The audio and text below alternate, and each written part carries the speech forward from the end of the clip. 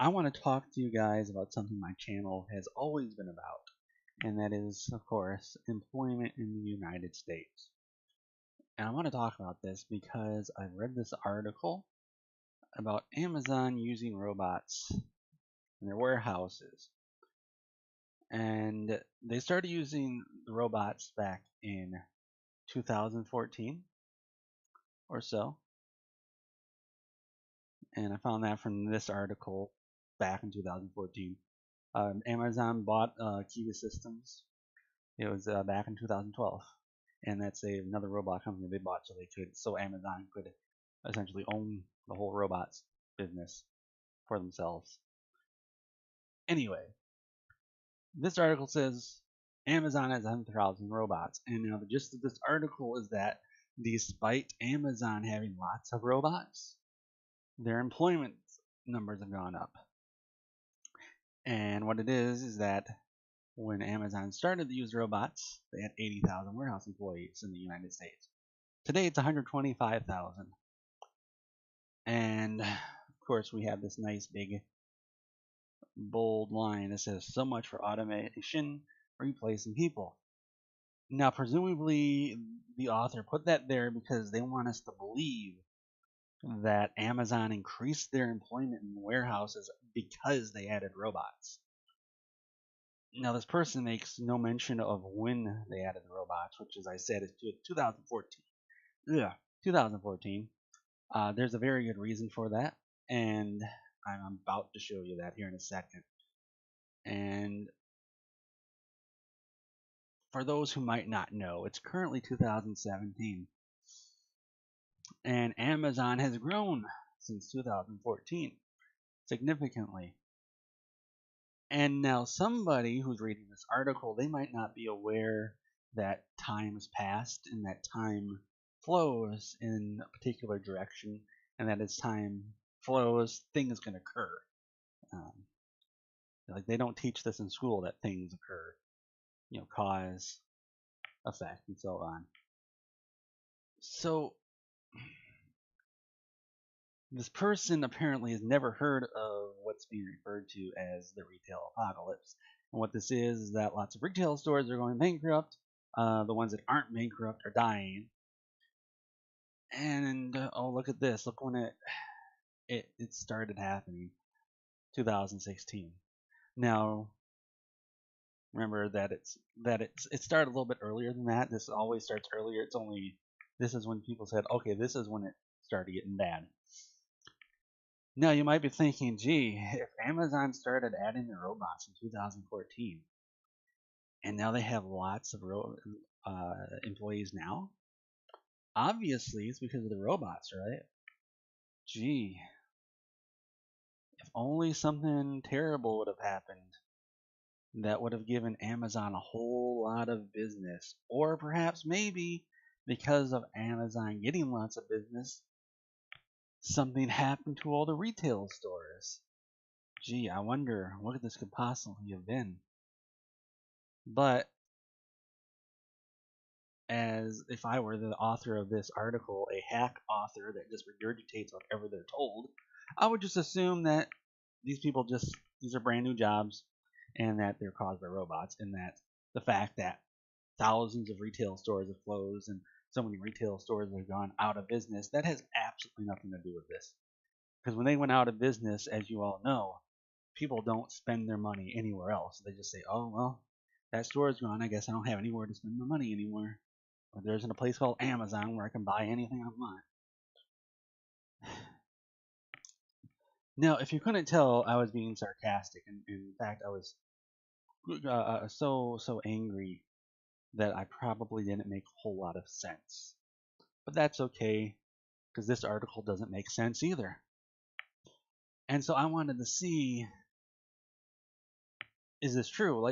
So let's say like, okay, you got all these stores closing. How many people lost their jobs from just the retail apocalypse? And I only want to talk about this because Amazon is at least their warehouse stuff and all their stuff they're selling is kind of like retail stores. They do other stuff. They have AWS, which is a computer thing. Don't worry about that. I'm not going to talk about that.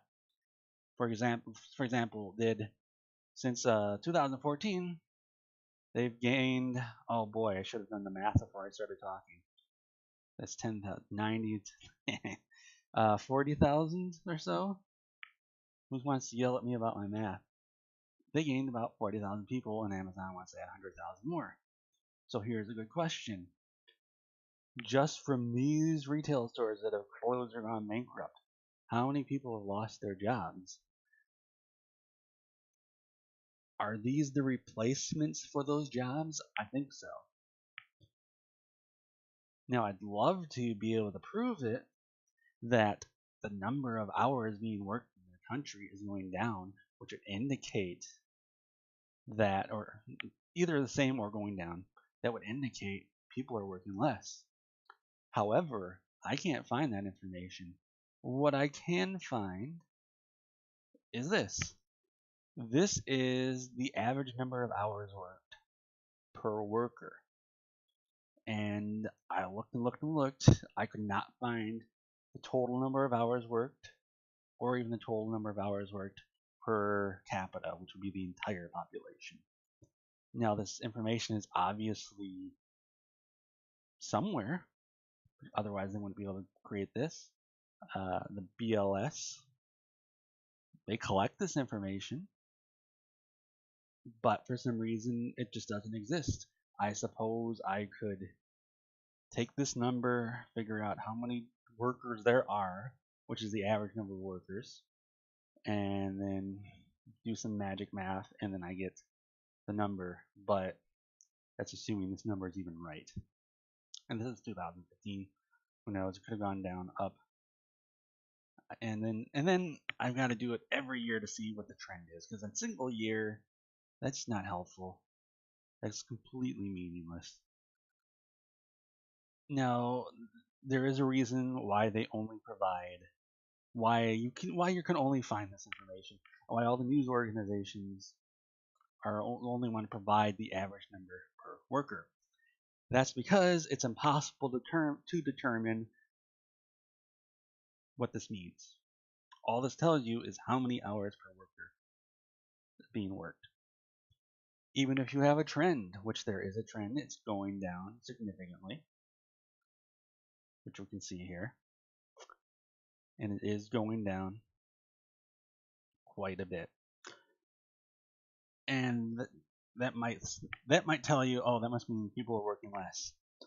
And no, that's not what that means. The great thing about this is that it can mean whatever you want it to mean. You could say that more people are working, but they're working fewer hours. You could also say that the same number of people are working, they're working less hours. Or fewer people are working and they're working less hours. Now, regardless, they are working less hours, as the numbers have shown, significantly so. But you can't determine why. And that's why everybody wants to use this particular chart, because they can just make it say whatever they feel like. And then this goes into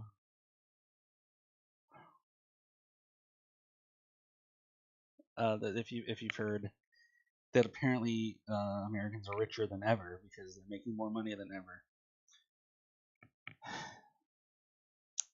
And I guess that could be just a completely different video, but I just wanted to get into this part here, which makes me very, very angry. So this person's saying that, now take a look at this guy here, June 5th, 2017. 6 reasons why more millennials aren't buying homes. And the article is about how few homes millennials are buying. Now, within the period of 2 months, apparently millennials just started buying tons of houses. And this isn't a different person saying a different opinion. It's the same guy 2 months later. Apparently, within 2 months, a decade's worth of problems are solved. Which, by the way, that's not true. If you've ever read anything on the internet, you would know that millennials are killing all businesses. And of course, that's because, now that's, of course, because they have lots of money. Obviously they do, because look, Amazon has so many people. They just don't want to spend the money.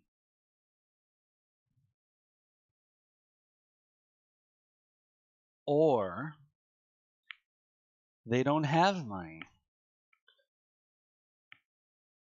Now, supposedly, we're at full employment in the US. However, that would mean wages should be going up, which they're not. Now, the median wage is going up per household. However, that doesn't make any sense.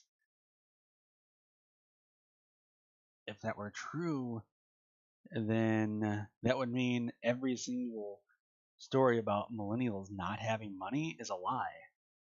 But obviously that can't be a lie because there's so many of them. And I don't know which one is true and which one is not true. They can't both be true. You can't say everybody has tons of money and also saying nobody has any money. It doesn't work that way. You can't have both. But apparently, chocolate rations have gone up from 5 grams to 4 grams. And I think that's fantastic. I like chocolate. I like money more. Well, technically, I like money more. Not really, but technically, because I have to use it, I like it.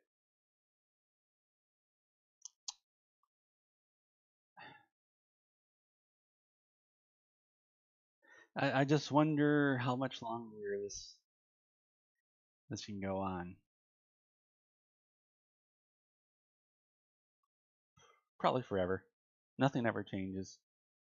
20 years from now, there'll be articles about old millennials. 20 years from now, I'll be in my 50s. I was born in 84. That makes me a millennial. I don't care how angry it makes you, too bad. And there'll be articles saying how millennials are still killing stuff because they don't have any money. But don't worry, everybody has millions of dollars squirreled away that they forgot to spend. Which, by the way, I have literally been told that on Reddit, that I have tons of money that I just forgot I had. But now I'm getting off track and I'm rambling, so I guess it's the end of the video. If you guys like this, I really don't care.